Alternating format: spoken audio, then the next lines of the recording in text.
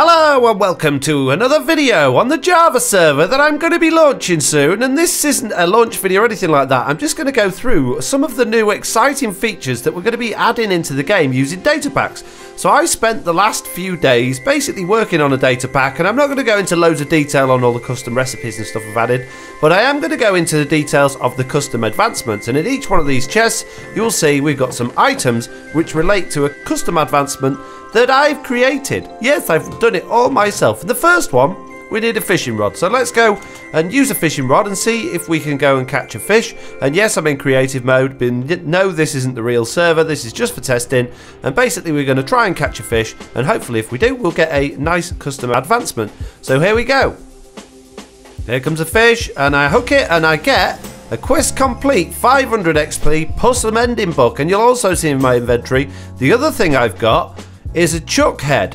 Oh, that's interesting. So if you don't know what a chuck head is, Chuck is one of the characters, the recurring characters that appears in my survival worlds and my Bedrock realm. So I've got a chuck head, which is very useful. So I'm going to put that in there. It might not look like much, but you will notice on there, underneath the chuck's head, it says magic torch. So we're going to come back to that in a second. So the second advancement we can get is by killing a vindicator. So if we just give this guy a couple of chops like that, we go, quest complete again. You'll see I got a few emeralds for that, and I also got a FoxyNoTail head. And you'll see on the FoxyNoTail head it has some more writing like the magic torch one, but this one says Hulk smash, and that little line under there is called the lore. So that's going to come in useful in a minute again. The third advancement is simply enough just killing a chicken. So let's kill this guy. No, I can't even do it. Come on, there we go. Get quest complete. We've got 4 cooked chicken, and would you believe it, we've got a big chicken head. Interesting. And again, big chicken is a recurring character from my survival world.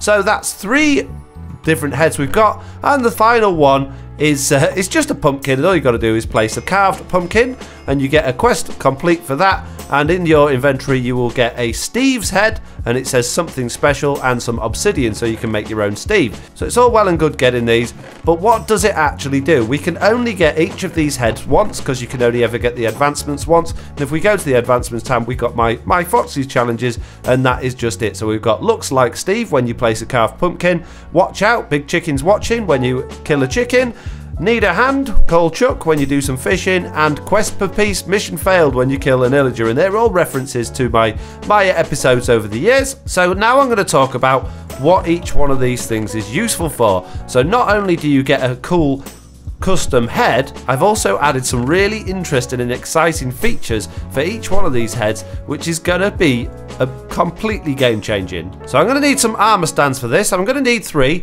I haven't actually implemented anything with Steve's head yet, but if we place an armor stand down here and we pop Chuck's head on there, we can see magic torch, monsters will die. So if I get a zombie spawn egg, you will see if I place that down next to it, it immediately disappears. What this is protecting us, a 64 block radius from this head. It will kill anything that's declared as a monster. So any creepers, any zombies, any phantoms, anything like that. It's going to keep us completely mob free. And it doesn't actually kill them, because if it killed them it would leave a load of rotten flesh everywhere, or loads of items everywhere. It actually teleports them way below the bedrock of the world into the void, where they die pretty much instantly. So yeah, this is all done with data packs and functions, so it's really optimized and not laggy. And each person that gets this advancement will be able to place their own Chuck statue down, and if you wanted to, you can dress it up as well. It'll still work if you want to do that. So that's the Chuck head. That's pretty good, hey? It's pretty epic. We've got mob spawning blocking just using an armor stand and a player head. That's pretty awesome. What about Big Chicken? So what does Big Chicken do? If we put his head down there, free dinner. We're going to get 1 cooked chicken every minute. It says every minute. It's actually every 30 seconds. I need to change that. And you'll see in a few seconds in front of Big Chicken, a piece of chicken will appear on the floor. There we go. And we can pick that up in 30 seconds more. Another piece of cooked chicken will end up on the floor. Any second now. Can we have that other piece of chicken, please? Come on, Big Chicken. Don't be lazy with me. There we go. We've got another piece of chicken there. So what we could actually do here is we could pop a chest down and we could put a hopper into that, and that cooked chicken is every time just going to fall into that hopper when we're in the area loading this up, and it's going to go in the chest, and that way we're going to have cooked chicken for days. The reason I'm adding this one is because pretty much everybody, one of the first things they build on a Java multiplayer server is a chicken machine, which means they get loads of chickens. They've got no name tags, so they don't name any of the chickens. It takes up the passive mob cap, and it basically slows the game down, creates loads of lag. So by doing this, nobody's going to need a chicken machine. They just have to kill one chicken, and they've got free chicken for life. So I know that seems like a bit of a cheat.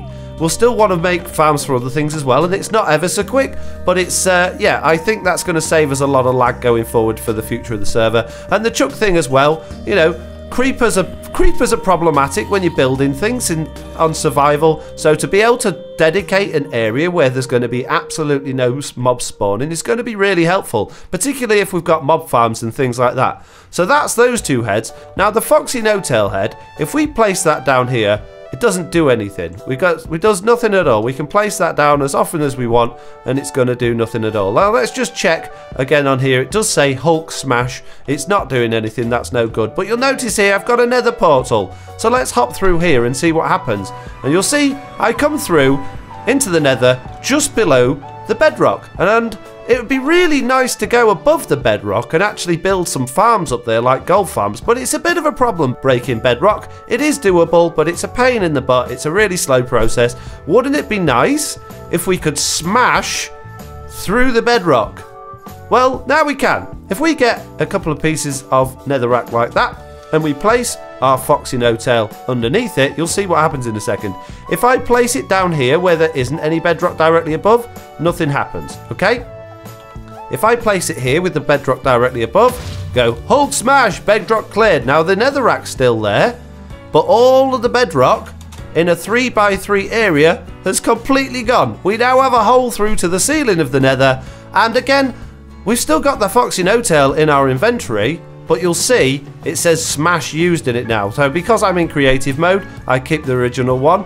So that says smash used on it now. So next time I want to do that, I can't do it because it will only work with the smash ready one. If I put that on there, it does nothing because the smash has been used. So that is single use, just so we don't end up with millions of holes all the way through the nether, all the way through the bedrock in the nether. Each person will be able to get that once they've done the achievement of killing a vindicator or an evoker, and they will be able to then put a hole in the netherrack, but only once. So you keep your FoxyNoTail head, but it does say smash used. So yeah, those are the three main special features, or I've called them special moves in the data pack.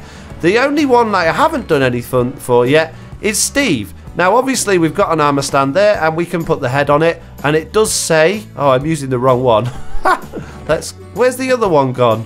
Oh no, I must have deleted it. Anyway, yeah, we can place it on an armor stand, but I haven't come up with a special feature yet. So I'd like you to come up with some ideas of what you think we should do with the Steve's head armor stand. I have no idea, but we need to come up with a cool achievement or a cool special move or a special function that you only get when you place that down. Bear in mind, players can only ever get one of these. It's not going to be every carved pumpkin. They can only get one of these because they only get the advancement once, and the FoxyNoTail one is is a single-use item. So I don't think it's too OP having these things. I think this is going to add some fun and add some interesting features to the game. We're not limited to these 4 heads. We can add others for other characters that appear in my games, but these are the ones I've added so far. I think 4 is going to be plenty unless we can come up with some really interesting and other novel function ideas. This is going to be pretty good. So I'm going to leave it there. I'm going to say thank you all very much for watching. I hope you enjoyed this video. If you did, please leave a like, and hopefully I'll see you all in the next one. Bye!